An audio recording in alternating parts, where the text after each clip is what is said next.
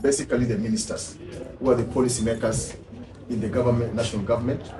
Also in the tie of the county government, realize that CECs are the policy makers.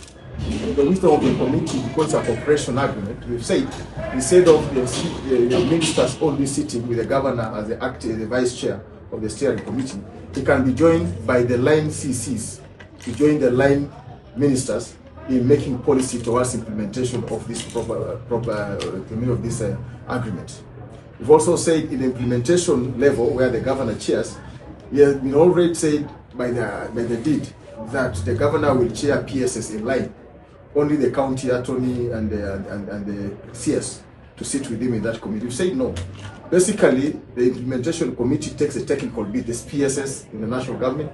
Also in the county government, we have the county chief officers, who are the technical officers.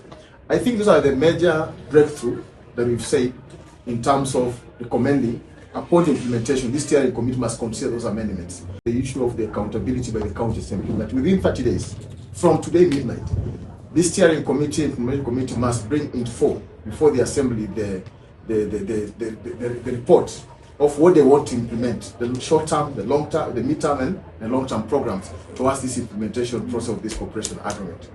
What also we wanted to clarify to Kenyans that the national government is not transferring 80 billion to the coffers of the county government, as alluded by many people out there.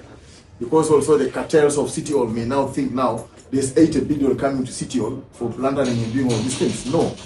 There are line ministries which are going to implement these issues. There also a collaboration where the county government will budget some money from the county coffers, and the national government will also budget from their coffers. The wisdom of this is very clear, that what we budget as a county government, our committees, our standing select committees can oversight it properly.